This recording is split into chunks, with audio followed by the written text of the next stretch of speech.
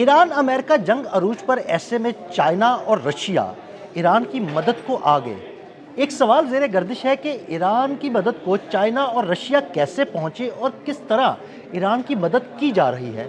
आमिर रज़ा मेरे साथ मौजूद है, उनसे बात करते हैं। आमिर भाई, कुछ सवाल ज़ेरे गर्दिश हैं कुछ दिनों से कि जी चाइना और रशिया ईरान की मदद को तो आए हैं, लेकिन किस तरह मदद कर रहे हैं, ये हमारे नाज़रीन को ज़रा बताइए। देखिए, बहुत सारे लोगों को शायद अंदाज़ा नहीं है कि इस वक्त भी ईरानी टेक्नोलॉजी जो कि सुपरसीड कर रही है अमेरिकन और इजरायली टेक्नोलॉजी को, ये रशिया और चाइना की ही मदद की वजह से हुई है। ये कोई अनोखी और दिखी चुपी बात नहीं थी, लेकिन क्योंकि यूरोपियन यूनियन और जो नेटो है वो अब बोला है कि जी रशिया इसके पीछे है, यानी अब वो साफ लफ्ज़ों में ये बात कह रहे हैं कि ईरान सामने है और ईरान के पीछे दो बड़ी कुव्वतें मिलकर अमेरिका को मार रही हैं और अमेरिका मर रहा है। इससे भी कोई दूसरी राय नहीं हो सकती, क्योंकि जो सैटेलाइट जैमिंग है वो सबसे बड़ा सबूत है कि रशिया और चाइना इस पूरे मामले को खुद कंट्रोल कर रहे हैं और देख रहे हैं। आपको याद होगा जब जंग का आगाज़ हुआ था आदिल भाई, तो मैंने बाइडू का जिक्र किया था। हाँ जी, बिल्कुल। मैंने ये कहा था कि बाइडू सिस्टम के ज़रिए से ना सिर्फ जैमिंग की जा रही है बल्कि डेटा ट्रांसफ़र किया जा रहा है। इसीलिए ईरान हैक करता है एफबीआई को अमेरिका के अंदर, लेकिन अमेरिका अभी तक ईरान के किसी एक कंप्यूटर को भी हैक करने में कामयाब नहीं हुआ है। उसकी बुनियादी वजह एक आइसोलेटेड सिस्टम है बाइडू का, जो सिर्फ चीन इस्तेमाल करता है, और यहाँ पर भी ईरान इस्तेमाल नहीं कर रहा है, चीन इस्तेमाल कर रहा है। चीन के इंजीनियर्स इस्तेमाल कर रहे हैं वो, यानी चीन ही उसको कंट्रोल करता है। बाइडो किसी हद तक हमने भी इस्तेमाल किया है बलूचिस्तान के अंदर, लेकिन उसको कंट्रोल जो किया था वो भी चाइनीज़ नहीं किया था। ये इसके कोड जो हैं वो किसी को देते ही नहीं हैं, वो चाइनीज़ के अपने सीक्रेट कोड्स हैं और अपनी लैंग्वेज के अंदर बनाए हुए हैं। ये उनका अपना बनाया हुआ सिस्टम है। पहली बात तो ये हो गई जो आपने चाइना की मदद की बात की। दूसरा, इनकी मिसाइल टेक्नोलॉजी के अंदर जो प्लाज्मा टेक्नोलॉजी है, ये भी चीन की दी हुई टेक्नोलॉजी है। ये प्लाज्मा टेक्नोलॉजी क्या है, ये हमारे नाज़रीन जानना चाहेंगे। देखिए, प्लाज्मा टेक्नोलॉजी पे मैं एक व्लॉग कर चुका हूँ। ये एक ऐसा फ्यूल है जो कि सॉलिड फ्यूल से भी ज़्यादा है, और इसमें ये फ्यूल जहाँ पर इस्तेमाल होता है उसकी स्पीड मार्क 20 तक जाती है। अगर आपने मेरे साथ किया था DF-17 पर, अगर हमने डैंगफोन 70 पे किया था तो प्लाज्मा फ्यूल से वो चलता है। यानी ये एक ऐसा हथियार है जो बहुत ही कम मकदार में बहुत ज़्यादा हरारत और बहुत ज़्यादा तेज़ी पैदा करता है, और ये हल्का होने की वजह से ज़्यादा मवाद जो ले जा सकता है।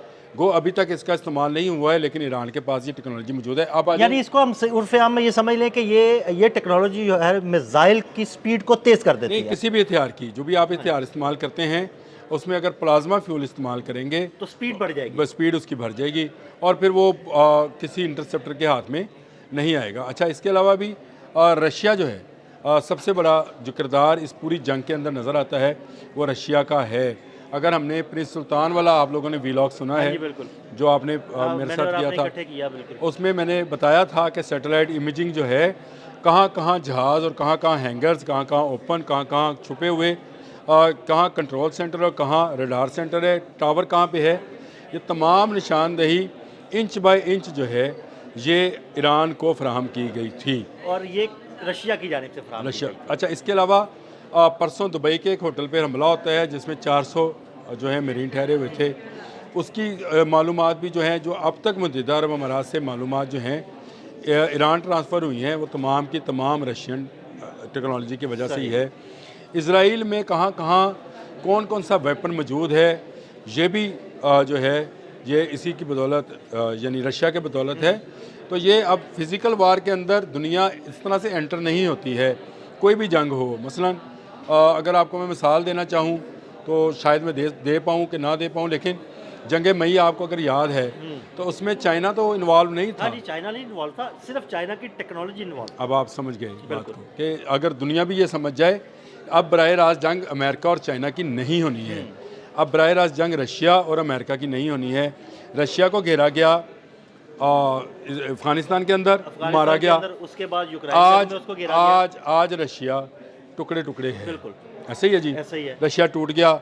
इसके बाद वियतनाम के अंदर चीन ने घेर लिया अमेरिका को। बिल्कुल। अच्छा, एक छोटा सा मुल्क वियतनाम जो कि अस्करी मुल्क भी नहीं है, यानी वो कोई ताकत नहीं थी, लेकिन चाइनीज़ टेक्नोलॉजी ऐसी थी या चाइनीज़ हिकमत अमली, जंग की हिकमत अमली ऐसी थी कि वहाँ पर अमेरिका को नाको चने चबवाए और भागने पर मजबूर किया। बिल्कुल।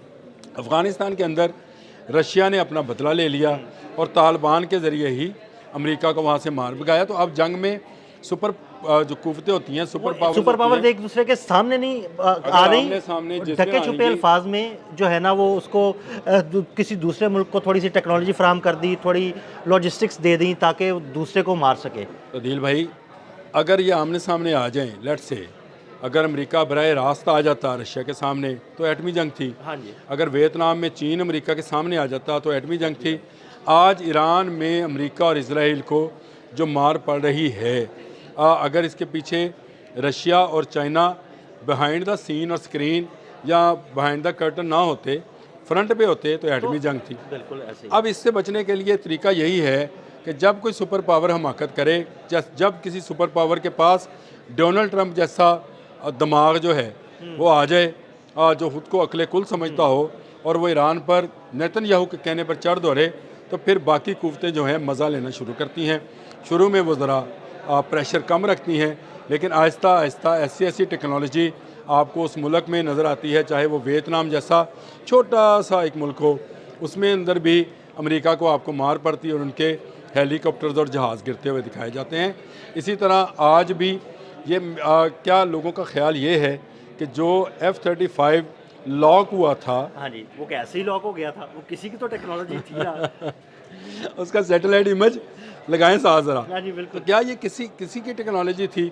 और बज़ाहिर क्या था कि जंग के दौरान S-400 मांगा ईरान ने, रशिया ने इनकार किया कि दौरान जंग हम इस माहदे में मौजूद हैं कि दौरान जंग किसी मुल्क को असला फराहम नहीं करेंगे। जिस तरह से अगर आपको याद है स्विट्ज़रलैंड और स्वीडन ने इनकार किया है तो अमेरिका को दौरान जंग कोई असला फराहम नहीं करेंगे, ये फराहम नहीं किया जा सकता है। लेकिन ये बात ज़रूर रोज़े रोशन की तरह यहाँ है कि ये जो जंग है इसमें चीन और रूस मिलकर जो है अमेरिका का ना सिर्फ मज़ा ले रहे हैं बल्कि उसको जो है वो शिकस्त की तरफ भी लेके जा रहे हैं, नहीं, तकरीबन निशान इबरत बना। देखें, मैं ये कहता हूँ अफ़गानिस्तान के अंदर अगर रशिया को मार पड़ी तो रशिया टूट गया था। मुझे लगता ये है कि इस जंग के बाद अमेरिका टूट जाएगा। अब ये बात कहाँ तक साबित होती है?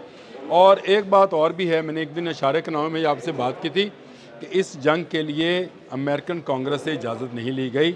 अगर कोई सरबराह इस तरह की जंग छेड़ता है और उस जंग के बाद उसको शिकस्त होती है तो उसकी जो उसकी सज़ा है वो कहीं मौत तो नहीं है। हाँ भाई, ये एक अहम सवाल है। ये मैं कल आऊँगा तो इस पर बात करेंगे, लेकिन आज के दिन तक आपको मैं बता दूं कि ये जंग जो है ईरान जीत चुका है। बहुत शुक्रिया आमिर भाई जी, बिल्कुल आमिर भाई ने बड़ी तफसील के साथ ये सारी सूरत हाल पर रोशनी डाली। अदील अहमद और आमिर रज़ा को इजाज़त दीजिएगा।